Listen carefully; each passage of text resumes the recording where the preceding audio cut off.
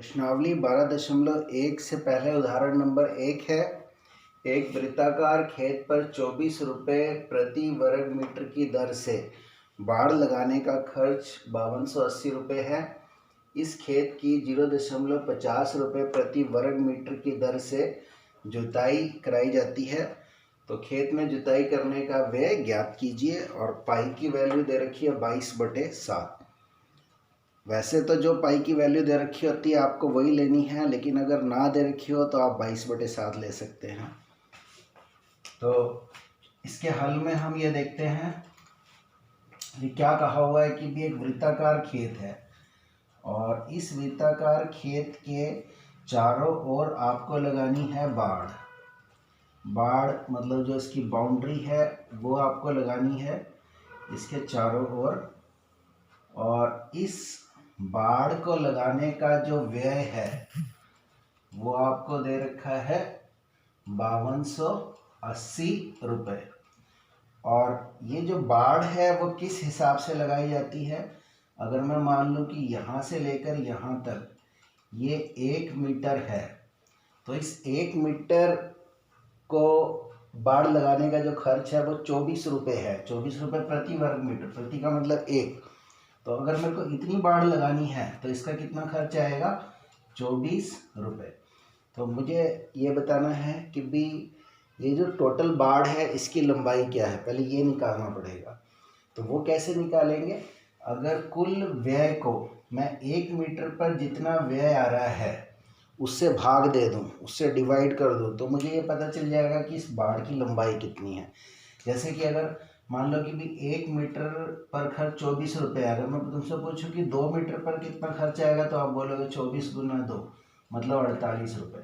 तो 48 रुपये कुल व्यय आ गया। अब अगर मैं कुल व्यय को 1 मीटर पर जितना खर्च आ रहा है उससे भाग दे दूँ तो मुझे 2 मिल गया, यानी कि 2 मीटर आ गया। इसी तरीके से अगर मान लो ये 3 मीटर होता तो 3 मीटर पर कितना आता है, 24 गुना 3 72 रुपये। और मैं अगर उस 72 रुपये को जो प्रति वर्ग मीटर पर खर्च है 24 उससे भाग दे दूँ तो मेरे पास बाड़ की लंबाई आ रही है। यानी कि बाड़ की लंबाई क्या आएगी, अगर कुल व्यय को जो 1 मीटर पर खर्च है उससे भाग दे दिया जाए। तो यहाँ पर भी हम वही काम करेंगे कि बाड़ की लंबाई कैसे आएगी, बाड़ की लंबाई बराबर है कुल व्यय बटे 1 मीटर बाड़ पर खर्च, 1 मीटर बाड़ पर खर्च। तो जो कुल व्यय है, कुल खर्च है वो आपके पास आया 5280 और 1 मीटर बाड़ पर जो खर्च है वो 24 रुपये है। इसको आप काट लोगे, 24 दूनी 48 और रह गए 4 8, 24 दूनी 48 और 0, तो 220 मीटर इसकी लंबाई आ गई है।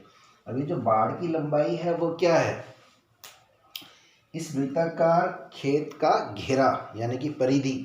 तो इसीलिए हम बोल सकते हैं कि इसीलिए खेत की जो परिधि है वो हमारे पास आ गई है 220 मीटर।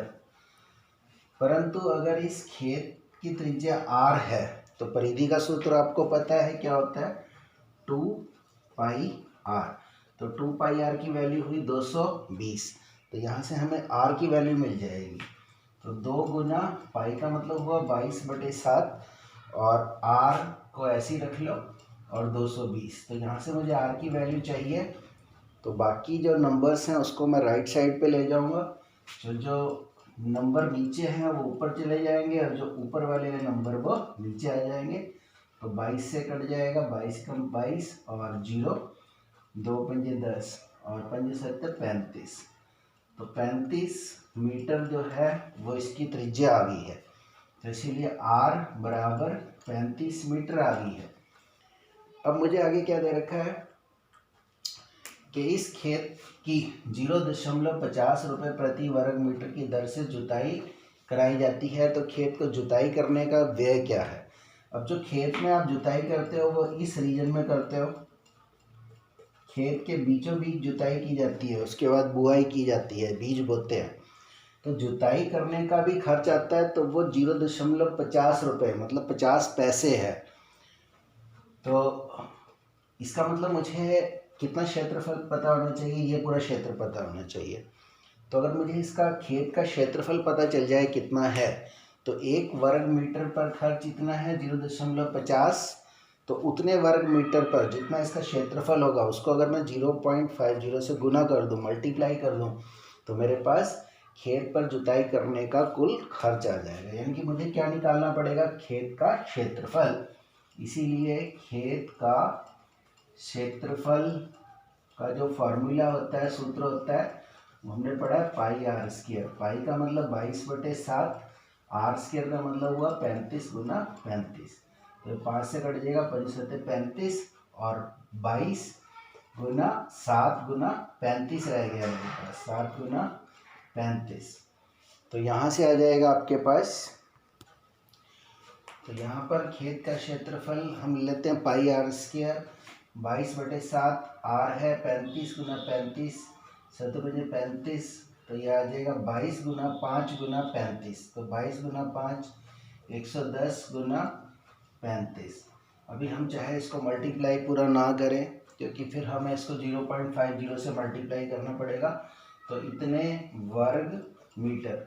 अब हम यहाँ पर एक इकाई लगाएंगे कि 1 वर्ग मीटर पर जो खर्च है वो आपके पास है 0.50 रुपये। तो इसका मतलब 110 गुना 35 इतने वर्ग मीटर पर खर्च बराबर आ जाएगा 110 गुना 35 गुना 0.50। दशमलव हटाएंगे तो दशमलव हटा के 1 और दशमलव के पीछे 2 अंक हैं तो 2 जीरो लग जाएंगी। तो 50 से कैंसिल हो जाएगा, 50 2 जा 100 और 2 से ये कैंसिल हो जाएगा 55 पे। तो दोनों को मल्टीप्लाई कर लेंगे। 35 को आप 55 से मल्टीप्लाई कर लो, 55 गुना 35, 25, 5 2 25 और 2 27 और 3 5 15, 5 हासिल है, 3 5 15 और 1 16। तो 5 7 5 12, 6 2 8 और 1 9 और 1।